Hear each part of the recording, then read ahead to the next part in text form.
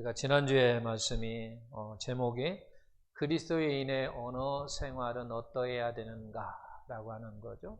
그리스도인의 언어는 어떠해야 되는가 라고 하는 것.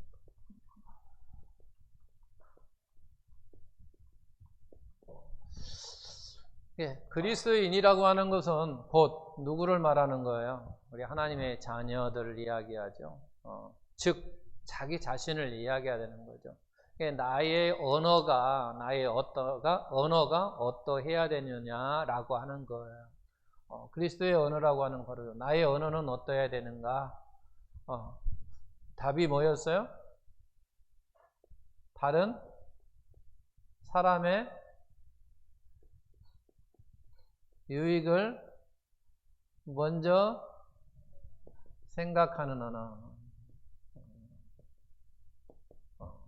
다른 사람의 유익을 먼저 우리가 생각하는 언어가 돼야 된다라고 하는 거죠. 다른 사람의 유익을. 그러면 우리는 내가 어떤 언어를 사용할 때, 어떤 말을 할 때 다른 사람에게 유익이 되겠는가라고 하는 거죠. 그리고 내가 어떤 사람에게 무슨 말을 할 때 쓸데없는 무익한 이야기가 되겠는가라고 하는 거죠. 내가 어떤 말을 할 때 유익하고 내가 어떤 말을 할 때 무익하냐라고 하는 거예요. 크게 생각하면 세상적 이야기 하게 되면 유익입니까? 무익입니까? 세상적인 이야기를 하면 유익이에요? 무익이에요? 무익이에요. 그러니까 우리는 그런 이야기를 여기서 따질 이유가 없는 거예요. 그러잖아요. 교회 안에서 뭐 세상 이야기는 어떻고 교회 이야기는 어떻고 이렇게 할 필요가 없는 거예요. 왜? 세상적인 언어라고 하는 건 다 우리에게 뭐다? 무익하다고 하는 거예요. 그러면 이제 결국은 유익을 따지려고 하는 건 뭐냐면 교회 안에서 행해지는 언어 가운데 무엇이 유익이고 무엇이 유익한가라고 하는 것이 중요한 것이지 뭐 세상적인 이야기 다 그 무익한 거야. 말할 필요가 없는 거예요. 그것을 논할 필요가 없는 거죠. 논쟁할 필요가 없는 거예요. 그런데 교회 안에서 이루어진 언어 가운데서 어떤 말이 유익하고 어떤 것이 무익하냐 이게 중요한 것이지 우리가 뭐 세상에 나가서 이야기해가지고 다 그 세상적 이야기는 우리에게 그리스도인에게는 유익된 것이 없어요. 다 무익하다라고 하는 거예요. 자, 오늘 고린도후서 12장에 보게 되면 두 간증을 통해서 사도 바울이 우리에게 가르쳐주고 싶은 그리스도인의 언어 생활이라고 하는 것이 무엇인가?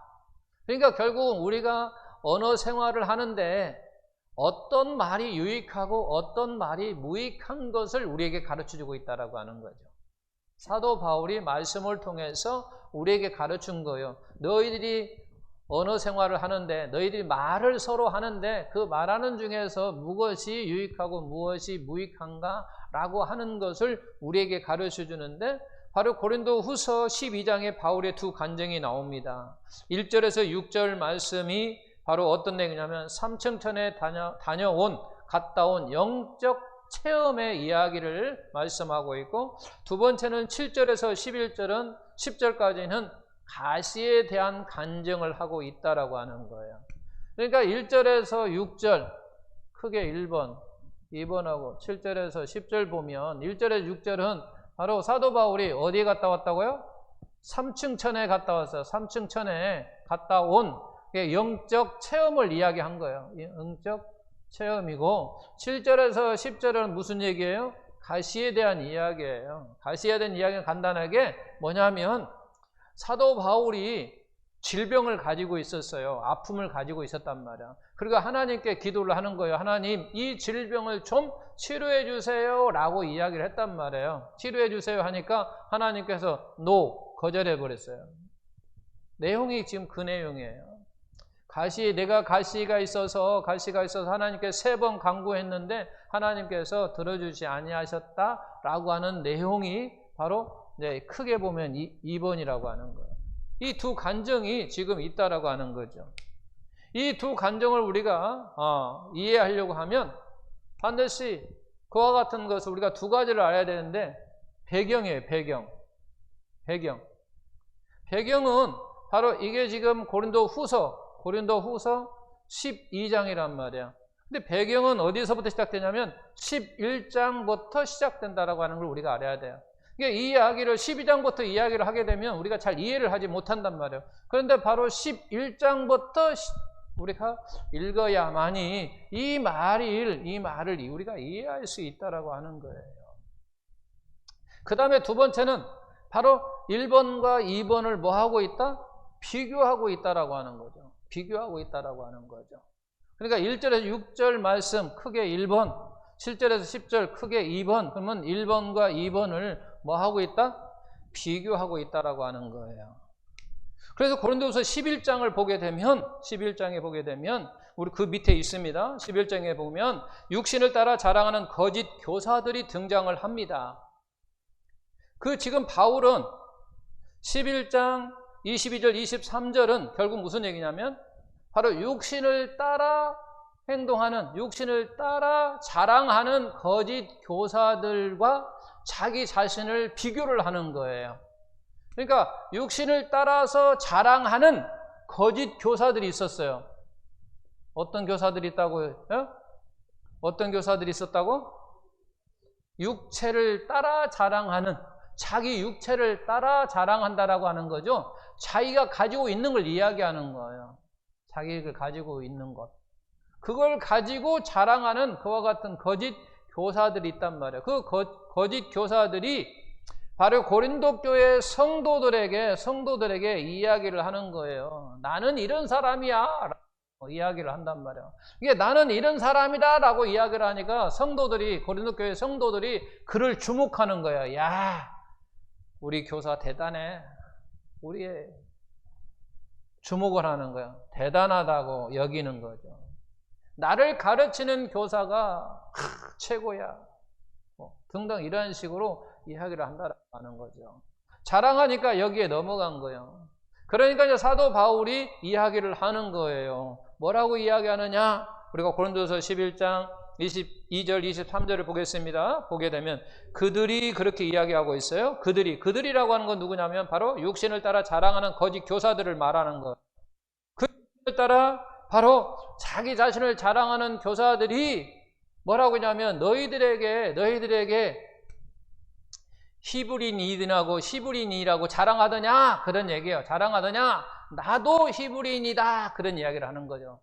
그 거짓 교사들이 고린도 교회 성도들 너희들에게 지금 나는 히브리인이라고 자랑하더냐? 나도 히브리인이야. 그렇게 이야기를 하는 거예요. 그들이 또 이스라엘인이라고 자랑하더냐? 나도 이스라엘 사람이야. 뿐만이 아니에요.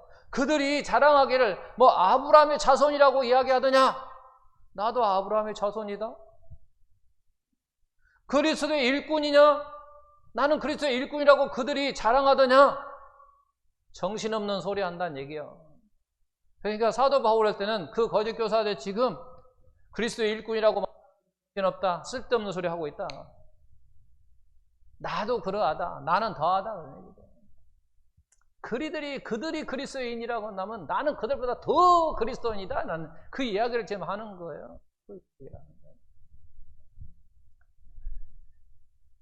고린도후서 11장에 지금 그 자랑의 문제가 11장 지금 이 자랑의 문제, 거짓 교사의 자랑의 문제가 지금 12장까지 연결되어 있는 거예요. 지금 12장까지.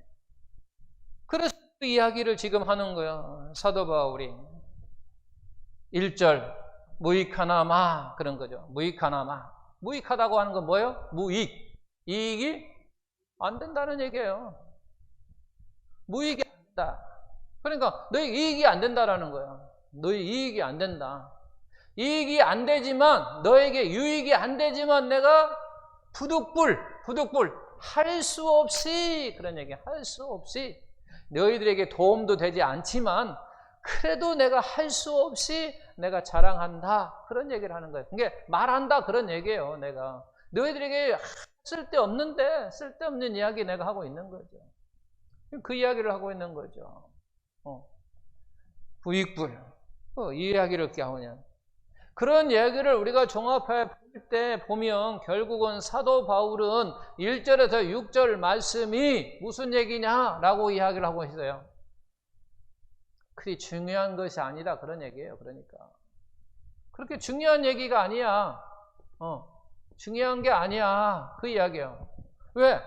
너희들에게 유익도 되지 않는데 내가 그냥 할 수 없이 그냥 말을 한다는 거야. 하는 거야. 그러니까 결국은 내가 할 수 없이 이야기한다는 얘기는 그렇게 중요한 얘기가 아니라는 얘기죠. 우리가 정말로 중요한 이야기를 한다면 내가 한다라는 얘기죠. 너희들에게 유익이 될 뿐만 아니라 그러니까 내가 한다라는, 내가 너희들에게 중요한 얘기는 강조하고 또 강조하고 또 강조한다는 얘기예요. 강조한다는 얘기죠. 근데 지금 사도 바울은 1절에서 6절까지 이야기하기를 그렇게 해요. 무익하나마 너희에게 유익도 되지 않지만 내가 할 수 없이 이야기한다라고 하는 얘기는 그 얘기는 별로 중요한 게 아니야. 그런 얘기를 하고 있다라고 하는 거죠. 이게 결국은 무익하다 그런 얘기죠. 무익하다. 그러면 비교되고 있으니까 7절에서 10절 말씀은 그럼 무슨 말이라는 얘기예요? 무슨 말? 유익하다 그런 얘기예요. 앞에서는 무익하다라고 하는 얘기는 비교를 하고 있으면 바로 유익하다라고 하는 그 이야기를 하고 있다라고 하는 거죠. 그렇다면 바울은 왜 본문과 1번과 2번 이야기를 이렇게 연속적으로 기록해 놓았을까라고 하는 얘기를 우리가 생각하면 비교해서 그 차이점이 무엇인가를 너희가 알을 때 너희가 영적으로 무엇인가 유익하다라고 하는 거죠. 너희에게 메시지가 있다라는 거예요. 너희가 비교를 하면 연속으로 놨다라고 하는 것은 너희가 서로 비교를 하다 보면 분명히 그 안에 차이점이 있다라고 하는 거죠. 그 차이점이 무엇인가를 우리가 알 때 바로 영적인 교훈을, 바로 영적인 메시지를 우리가 바로 받을 수 있다라고 하는 것을 지금 사도 바울은 그렇게 말씀을 연결해 놓은 거예요. 영적 교훈이 있다라고 하는 거예요. 영적 메시지가 있다고 하는 그 차이점을 너희가 알아라라고 하는 얘기죠. 그러면 너에게 교훈이 생긴다라고 하는 이야기를 하고 있는 거죠. 자, 이 말을 이제 본격적으로 내가 하기 전에 들어가기 전에 잠깐 기도의 응답에 대한 이야기를 한번 하겠습니다. 기도 응답. 하나님의 기도 응답은 몇 가지가 있나요? 첫 번째, 뭐가 있어요? 응답, 허락. 또 두 번째,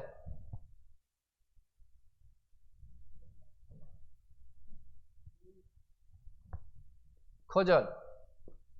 세 번째, 하나님의 기도 응답은요, 세 가지가 있습니다. 기다림.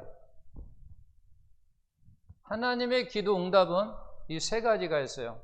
허락하는 경우가 있어요. 제가 어떤 하나님께 기도를 탁 했는데 허락하시는 경우가 있다라고 하는 거죠. 아버지 나에게 이와 같은 은혜를 베풀어 주셔서 저희 가정이 어떻고 저쩌고 뭐 해주세요 했는데 하나님이 허락하신 거예요. 그래 너희 가정을 내가 너에게 평안을 주노라, 화목하게 하노라 라고 하면서 하나님께서 허락하시는 경우가 있어요. 근데 하나님께서 그런 경우도 있어요. 거절하는 경우도 있어요. 거절하는 경우도 있어요. 그 경우도 있는가 하면 아니 기다려. 내가 너에게 때까지 기다려라고 하는 그 기다림의 응답도 있다라고 하는 거죠. 그러니까 하나님의 기도 응답은 이게 1번, 2번, 3번 세 가지가 있다라고 하는 거예요. 그러나 정직하게 말하면 많은 사람들이 요 하나만 알고 있어요. 허락하는 것만 알고 있어요. 허락하는 것만. 하나님의 기도 응답은 몇 가지가 있다고요? 세 가지. 허락함이 있고 거절하심이 있고 기다림이 있다라고 하는, 이게 하나님의 기도의 응답이에요. 우리에게 행해지는 하나님의 응답이 이 세 가지라고 하는 거죠. 근데 우리는 보통 생각하고 있기를 뭐라고 하냐면 이 허락만이 하나님의 응답이라고 생각하고 있다라고 하는 거예요. 이게 우리가 이제 착각하고 있고 잘못 알고 있다라고 하는 거죠. 그래서 교회에서 많은 사람들이 간증을 하라고 하면 몇 번 간증해요? 1번만 간증합니다. 2번하고 3번은 간증이 없어요. 거의 없어요. 99.9% 없어요. 뭐만 있느냐? 하나님께서 허락하신 것만 기도 응답이라고 생각하고 간증이라고 생각하고 많은 사람들이 간증한다라고 하는 거예요. 많은 사람들이 간증한다. 그러나 이제 오늘부터는 저와 여러분들은 하나님의 응답은 몇 가지? 세 가지가 있다. 그 가운데는 허락하심도 있지만 거절하심도 있고 그 다음에 기다리라고 하는 것도 하나님의 기도 응답이라고 하는 거예요. 그래서 우리가 정말 이제는 이것을 우리가 인정한다고 한다면 어떤 사람은 허락의 기도 응답을 받았다고 하고 나는 거절의 응답을 받았다 할지라도 낙심하거나 절망할 필요가 없다라고. 왜? 똑같이 하나님의 응답을 하신 거기 때문에. 근데 많은 사람들은요, 이걸 허탈해요. 허락하심과 자기 자신과 비교를 해가지고 하나님께서 저 사람에게는 허락하시고 나에게는 거절에 그와 같은 기도 응답했을 때 우리는 많이 낙심하고 절망한다라고 하는 거죠. 근데 앞으로는 그럴 이유가 없다라고 하는, 그럴 필요가 없다라고 하는 거죠. 왜냐하면 똑같이 하나님의 기도 응답이기 때문에 그럴 필요가 없다라고 하는 거예요. 그러면 제가 이제 묻겠습니다. 오늘 바울이 간증하는 7절에서 10절의 말씀은 하나님의 기도 응답에 몇 번에 해당됩니까? 예? 몇 번에 해당돼요? 몇 번? 1번, 2번, 3번? 네, 2번에 해당되라고 하는 거예요. 봐봐요. 여러분 3번의 기도 응답은 기다림에 있는 누가복음 1장에 보게 되면 거기에 사장 사가랴고 하는 사람과 엘리사벳이라고 하는 아내가 나오는 거예요. 사가랴는 젊을 때 엘리사벳하고는 아이를 달라고 하나님께 쭉 간구했어요. 하나님께 기도했어요. 기도하고 또 기도하고 우리에게 아들 하나만 주세요라고 기도를 했어요. 근데 언제까지 기다리게 했냐면 우리 인간의 눈으로 볼 때 저 사람이 이제 아이 못 낳아. 왜? 늙어서. 근데 그때 하나님께서 사가랴에게 나타나. 내가 너에게 이제 내년에 되면 사가랴에게 임신할 것이라고 하나님이 그런 거죠. 그러니까 사가랴가 그런 이야기를 하는 거죠. 이제는 우리가 다 늙어가지고 어찌하여 우리가 자식을 낳겠습니까? 라고 이야기를 하거든요. 그러나 하나님께 뭐라고 하냐면 내가 너의 구하는 것을 들어왔다. 네가 간구하는 소리를 내가 들었다는 얘기야. 간구하는 소리. 그러니까 간구하는 소리는 결국은 여기에서 무슨 얘기냐면 기도라고 하는 것은 저축이 된다고 하는 사실도 우리가 여기 알 수 있어요. 그러니까 결국은 여기에서 지금 천사한테 이제 늙었는데요 라고 하는 얘기는 늙어서는 기도 안 했다는 얘기야. 해달라고. 왜? 이제는 자기가 이성을 갈 때 아이를 낳을 수 없기 때문에 기도를 하지 않았다는 얘기예요. 그렇지만 하나님은 내가 너희의 기도하는 간구하는 소리를 듣고 있었다는 얘기예요. 간구 소리를 들었다. 그래가지고 이제야 그에 이제 주는 거예요. 나이가 이제 우리 인간적으로 볼 때 늙어갖고 도저히 날 수 없는 그런 상황이 있을 때 줬다는. 그게 그 유명한 요한이잖아요. 요한이에요. 이 기다림 속에서 난 사람이 요한이에요. 그러니까 하나님의 기도는 이와 같이 이렇게 돼 있다라고 합니다. 오늘 본문을 보니까 바로 사도 바울의 기도는 어디에 해당되냐면 바로 2번 거절에 해당되더라라고 하는 거예요. 거절에 해당된다라고 하는 거죠. 그래서 우리가 볼 때 사도 바울이 그런 이야기를 지금 하고 싶은 거예요. 2번과 3번의 이야기를 하지 아니하고 너희가 1번만 이야기한다고 한다면 그것이 차량일 수 있는 확률이 높다라고 이야기를 하는 거예요. 그러니까 하나님의 응답은 허락도 있고 거절도 있다. 그것뿐만이 아니다. 기다림이라고 하는 것도 있다. 그런데 거절이라고 한 거 기다림이라고 하는 얘기를 하지 아니하고 이건 이야기하냐고 1번만 계속 이야기한다고 한다면 이것은 자랑일 수 있는 확률이 높다라고 하는 거죠. 자랑 확률이 높다. 그러니까 조심해야 된다는 얘기를 이야기하고 있는 거죠. 확률이 높다. 세 가지 모두 소중한 거다는 얘기죠. 왜? 하나님의 응답이기 때문에 세 가지 다 중요하다고 하는 거죠. 중요하다고 하는 거죠. 그러니까 하나님의 응답은 무엇이 됐든 간에 뭐다? 소중하다고 하는 거죠. 소중하다. 그 소중을 우리가 인정해야 된다라고 하는 거죠. 그래서 어떤 사람이 2번 받고 3번 받았다고 해서 그것을 부러워하거나 내 자신을 2번이라고 해서 부끄러워하거나 낙심하거나 절망할 이유가 없다라고 하는 거예요. 근데 많은 사람들이 2절이나 3절이 되게 되면 자꾸 낙심하고 절망한단 말이에요. 그리고 이야기는 그렇게 하나님 내 기도 안 들어주신가 봐 라고 이야기해요. 안 들어주시는 그 안 들어주신 것이 거절인 것은 왜 말을 못하고 오히려 그걸 가지고 거절한 걸 가지고 원망하고 불평하는 경우가 있다라고 하는 거죠.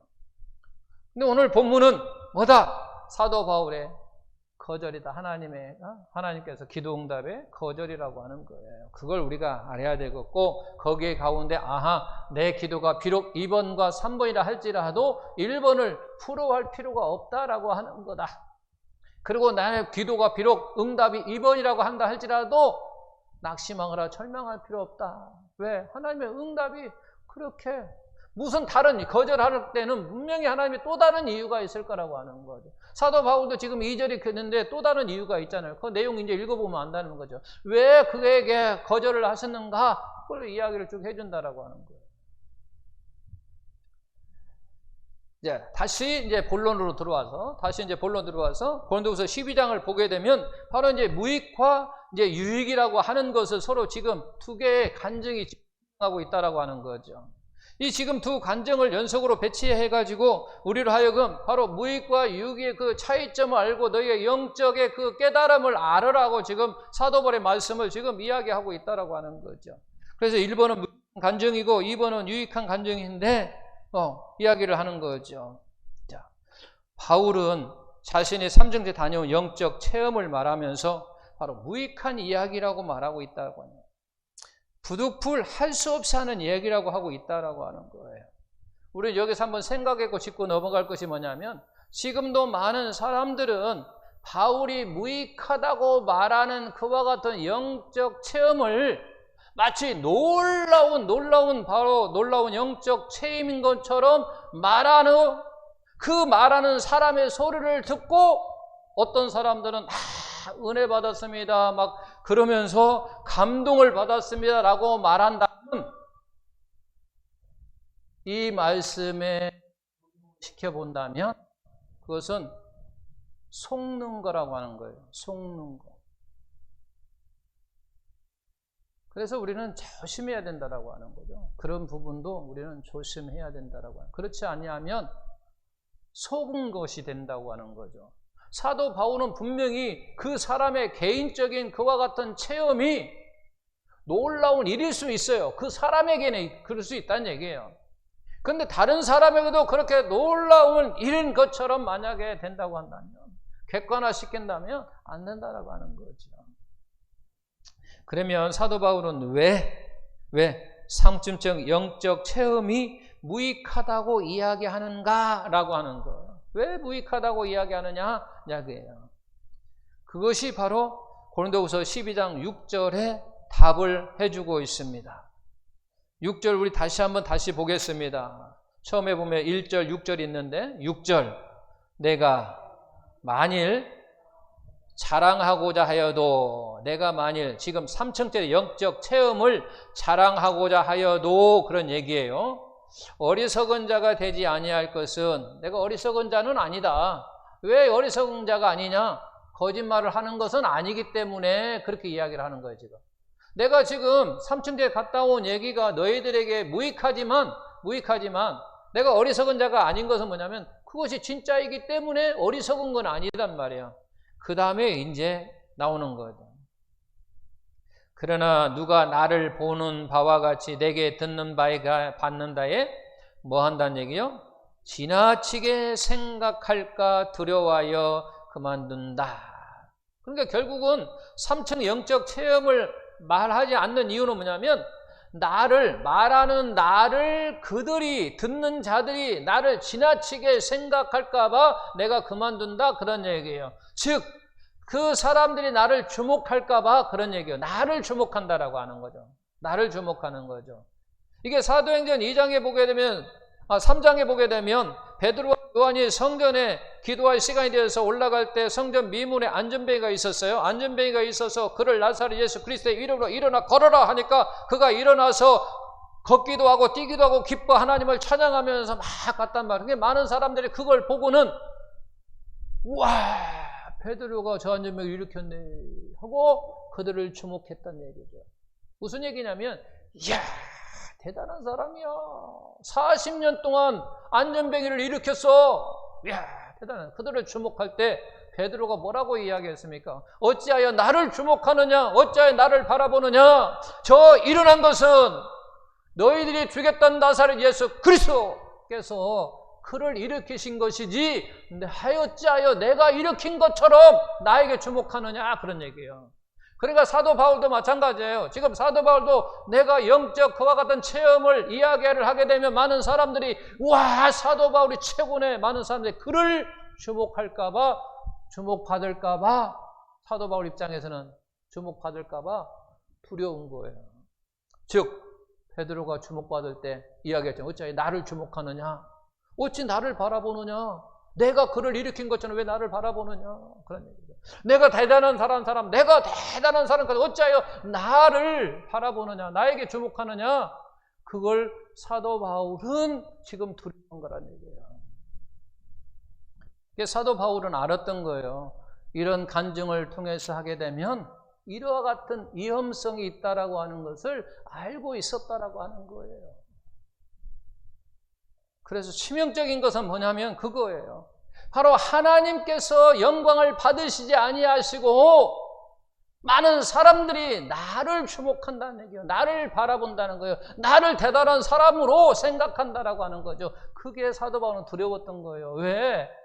내가 영적 체험을 이야기함으로 말미암아 많은 사람들이 누구를 하나님을 바라보지 아니하고 나를 바라본다는 얘기예요. 나를 주목한다는 얘기예요. 야, 사도 바울이 이대간 사람이야, 대단한 사람이야. 그가 막 영적 체험 모든 것을 보셨대라고 하면서 그래요.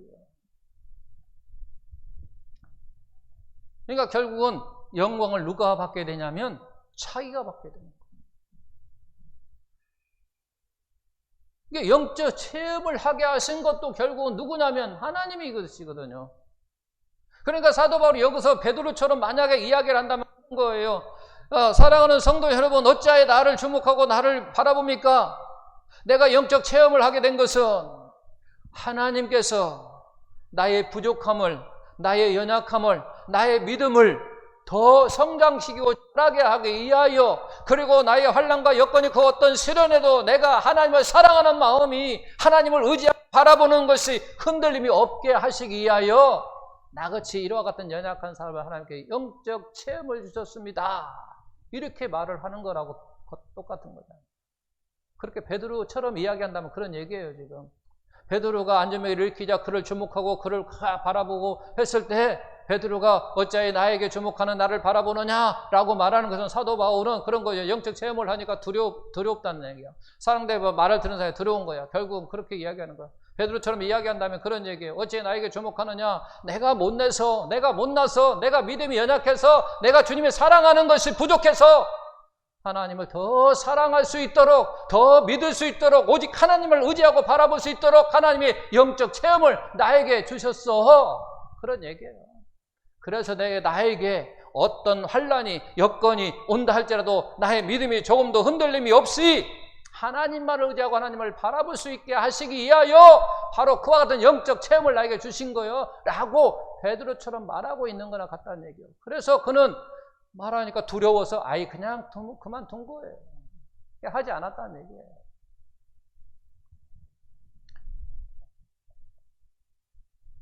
그래서 여기서 이야기한다고 한다면 사도 바울은 바로 청중을 배려했다라고 하는 거죠. 그게 상대방을 배려했다라고 하는 거죠. 상대방이 인간을 바라보지 아니하도록 하나님을 바라보도록, 내가 이해하게 되면 하나님을 바라보지 아니하고 나를 본다는 얘기야. 나를 보니까 아예 나를 바라보지 않도록 하기 위해서 아예 그 말을 그냥 취소한 거단 말이에요. 하지 않은 거라는 얘기예요. 다른 사람을 배려한 거예요. 청중을 배려한다는 얘기예요.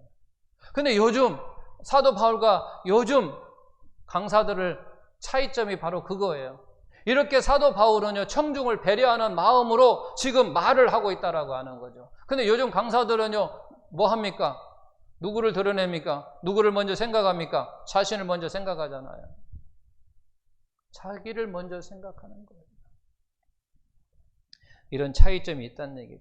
결정적 차이는 바로 자랑과 간증의 차이라고 하는 거죠. 자랑과 간증의 차이.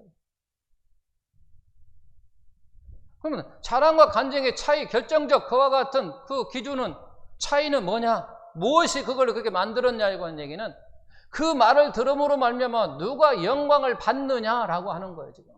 누가 영광을 받는다? 내가 이 말을 함으로 인해서 누가 영광을 받느냐, 그 말이요. 내가 드러나느냐, 하나님이 드러나느냐, 그걸 지금 사도 바울은 이야기하는 거예요. 지금 이렇게 연속으로 놓은 것은, 논속으로는 간증과, 바로 자랑과 간증인데, 이 차이가 뭐냐라고 하는 얘기는 결국 그거예요. 그 말을 함으로 인해서, 그 간증을 함으로 말미암아서 누가 드러나느냐 얘기예요. 누가 영광을 받느냐라고 하는 얘기예요. 1번 이것은 결국은 누가 드러나느냐? 자기가 드러난다라고 하는 거죠. 자기가 드러나는 것이고, 2번은 누가 드러나느냐? 하나님이 드러난다고 하는 거예요. 그래서 자랑이라고 하는 것은 자기가 드러나기 때문에 다른 사람에게 유익을 주지 못한다라고 하는 거죠. 다른 사람에게 유익을 주지 못하니까 무익한 말이라고 이야기를 하는 거예요. 그리스도의 언어는 다른 사람에게 뭘 먼저 생각하는 거예요? 유익을 먼저 생각하는 것이란 얘기예요. 먼저 다른 사람의 유익을 먼저 생각하는 것인데, 자랑은 뭐냐? 자기를 드러내는 거란 얘기죠. 자기를 드러내고, 그러기 때문에 다른 사람에게 유익이 되지 않는다라고 하는 거예요. 하나님을 드러내야 되는, 자기를 드러내야 돼요. 그 반면에 간증이라고 하는 건 뭐냐? 바로 자기가 드러나지 아니하고 하나님이 드러난다라고 하는 거예요. 하나님이 드러나니까 우리에게 뭐가 되나? 영적 유익을 가져다 줄 수 있다라고 하는 거죠. 그래서 유익하다라고 이야기를 하는 거예요. 가시는 그래서 유익한 것이고, 3층철에 다녀온 얘기는 무익하다라고 하는, 이 얘기는 사도 바울은 그거예요. 그 말을 간증을 함으로 인해서 차이가 드러나기 때문에 무익하다라고 하는 거죠. 차이가 드러나는 게 아니잖아요. 그리스도의 언어라고 하는 것은 결국 뭐냐면 다른 사람의 유익을 위해서 하는 거란 말이야. 내가 말을 하는 것이 뭐냐면 다른 사람의 유익을 위해서 해야 되는데, 지금 자기 자신의 유익을 위해서 한다고 하는 것이기 때문에 무익하다라고 이야기를 하는 거예요.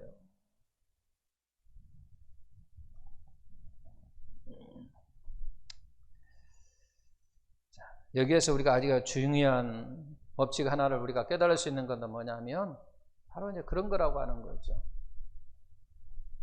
그리스도의 어느 장소에 무슨 말을 하든지 상관없이 순간 자기를 부인하고 말하는 것이 하나님의 영광이라고 하는 거죠. 그것이, 그러니까 결국 무슨 얘기냐면 자기를 부인하지 않고 하는 모든 얘기는 자랑이라고 하는 거죠.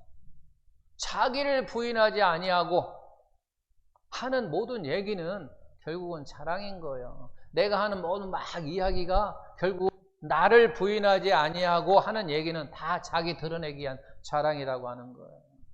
그래서 결국 우리는 뭐냐 하냐면 자기를 부인하고 이야기를 할 때 결국은 그것이 다른 사람에게 유익을 가져다 줄 수 있다라고 하는 거예요. 그래서 성숙한 그리스도인이라면 말을 하면서 자기의 동기 부여를 생각해 볼 필요가 있다라고 하는, 무슨 얘기냐면 내가 무슨 얘기를 할 때 이 말이 결국은 내가 하는 이유가 뭐냐는 얘기예요. 내가 하는 목적이 뭐냐는 얘기예요. 내가 이 말을 하는 이유가 뭐냐는 얘기죠. 그 가운데 동기가 나를 드러내기 위하면 다 자랑인 거예요. 그러나 이것의 말을 통해서 나를 드러내지 아니하고 내가 이 말을 함으로 인해서 우리 주님이 드러나고 우리 주님 하나님이 드러난다고 한다면 바로 그것이 그리스도의 언어라고 하는 거예요. 그래서 무엇보다 우리는 그리스도 언어는 다른 사람에게 유익을 줘야 되는 것을 먼저 생각해야 된다라고 하는 거죠. 그리고 그 말을 함으로 말미암아 우리는 생각할 게 뭐냐면 자기 자신에게 묻는 거예요. 내가 이 말을 함으로 인해서 누가 영광을 받느냐라고 하는 거죠. 하나님이 받느냐, 내가 받느냐라고 하는 거죠. 그럴 때 딱 기준이 서는 거예요. 아하, 내가 말하는 것이 나를 드러내는 것은 자랑이구나, 무익하구나, 그만두는 거예요. 그러나 그렇지 않냐고, 내가 말하는 것이 다른 사람에게 유익이 되고 하나님을 드러내고 그런 다음에 영적 그 사람에게 유익을 주기 때문에 유익한 말이구나 라고 우리가 생각해야 된다고 하는 거죠. 그러니까 세상적으로 교회한적으로 이게 지금 구별되는 게 아니라 세상은 다 무익한 말이고 교회 안에서도 이루어지는 말 가운데에 우리가 유익한 말이 무엇이고 무익한 말이 무엇이냐라고 하는 그 기준이 결국 차이점이 뭐느냐, 내가 말하는 것이 결국은 누구의 영광을 위하는 거냐는 얘기죠. 자기 자신의 영광이냐, 아니면 하나님을 위한 영광이냐, 아니면 자기가 드러나는 거냐, 아니면 하나님이 드러나는 거냐에 따라서 그게 유익과 무익으로 나눌 수 있다라고 하는 거죠. 우리는 그리스도의 언어라고 하는 것은 뭐다? 다른 사람의 유익을 먼저 생각하는 거다라고 하는 거죠. 그 생각하는 언어가 뭐냐? 결국은 자기 영광이 아니라 하나님 아버지의 영광을 드러내는 말, 그것이 곧 그리스도의 언어로서의 삶을 우리가 살아야 된다고 하는 거죠. 그런 은혜 속에 살기를 예수님의 이름으로 축원합니다. 우리 자신으로는 힘듭니다. 우리 자신으로 이렇게 살아간다는 게 힘들어요. 어려워요. 그래서 성령님의 도움을 받아서 우리가 이런 삶 속에서, 이런 은혜 속에서, 이런 언어 속에서 우리가 사시기를 바랍니다. 그래서 이제 다음에는 우리가 사랑의 언어라고 하는 것을 한번 듣고자 합니다. 그래서 사랑의 언어가 전국적으로 88명 정도가 아마 강사들이 계신 것 가운데 다음 주에는 사랑의 언어의 강사님을 모시고 사랑의 언어에 대해서 우리가 한번 이게 언어를 계속 해왔기 때문에 부뜩 생각이 난 거예요.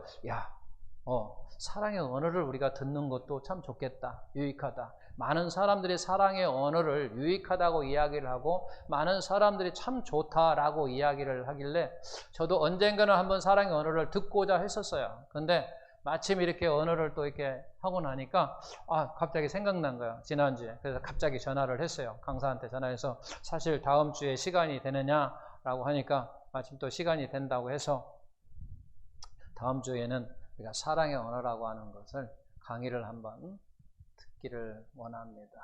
그래서 다른 곳에서 강사가 오시니까 가능한 결석하지 마시고 서로 이렇게 격려해서 참석함으로 말미암아 사랑의 언어라고 하는 것이 정말 우리에게 필요하다고 하는 걸 제가 절실히 느끼니까 우리가 이 가정에서도 필요하고 어떤 단체에서도 필요하고 등등 여러 가지, 제가 아직 강의를 듣지 않았기 때문에 좋다는 소리는 많이 들었는데 정말 우리 삶 속에 얼마나 더 좋은가 여러분들이 직접 듣고 그러면 삶 속에 적용해서 한번 생활하면 좋다고 생각이 되니까 다음 주에는 사랑의 언어라고 하는 제목을 가지고 강사님을 모시고 한번 이야기를 들어보도록 하겠습니다. 기도하겠습니다.